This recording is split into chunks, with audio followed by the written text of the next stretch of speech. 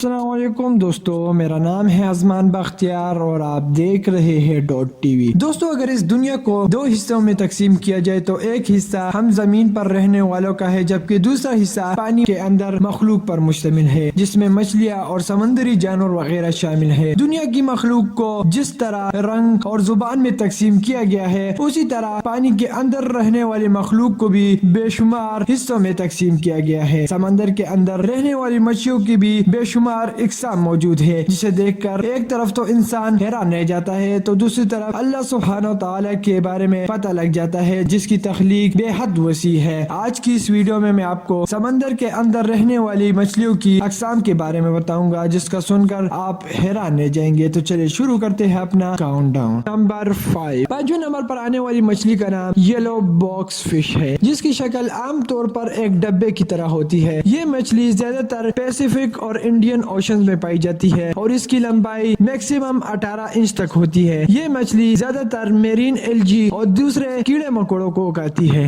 Number 4، چوتھے number پر آنے والی مچھلی کا نام ٹیسل اسکورپین فش ہے۔ یہ مچھلی زیادہ تر انڈین اور پیسیفک اوشن میں ہوتی ہے۔ اس کی میکسیمم لمبائی 14 انچ ہوتی ہے۔ اس کا کلر اورنج کلر ہوتا ہے اور یہی رنگ اسے چٹانوں میں چھپنے میں مدد دیتا ہے۔ یہ زیادہ تر الجیز اور دوسرے کیڑوں مکوڑے کھاتی ہے۔ نمبر 3، تیسرے نمبر پر آنے والی مچھلی کا نام جا فش ہے، جو کہ زیادہ تر پیسیفک اور اٹلانٹک اوشن کے گرم حصوں میں پائی جاتی ہے۔ یہ 100 فٹ سے کم پانی والے حصوں میں پائی جاتی ہے اور اس کی میکسیمم لمبائی 1 فٹ 8 انچ ہوتی ہے۔ اس کا سر، منہ اور آنکھیں باقی جسم کی نسبت بڑے ہوتے ہیں۔ یہ زیادہ تر سمندری کیڑے مکوڑے کھاتی ہیں۔ نمبر 2، دوسری پوزیشن پر آنے والی مچھلی کا نام ڈریکولا فش ہے۔ اس کی خصوصیت اس کے سامنے والے دو عجیب دانت ہوتے ہیں۔ اسے 2007 میں ڈسکور کیا گیا۔ اس کی میکسیمم لمبائی 0.67 انچ ہوتی ہے۔ یہ اٹلانٹک اوشن میں پائی جاتی ہے۔ یہ زیادہ تر شrimps وغیرہ کھاتی ہے۔ نمبر 1، اور اب بات کرتے ہیں اپنی سب سے پہلے نمبر پر آنے والی مچھلی، جس کا نام ایشین شیپرڈ اوریسس ہے۔ یہ زیادہ تر پیسیفک اوشن میں پائی جاتی ہے۔ کہ آخر میں آپ دوستوں سے گزارش ہے، اگر آپ نے ابھی تک ہمارا ڈاٹ ٹی وی سبسکرائب نہیں کیا تو اسے سبسکرائب کر لے اور بیل کے آئیکن پر کلک کر لے، تاکہ آپ کو ہمارے آنے والی تمام انفارمیٹو ویڈیوز ملتی رہے۔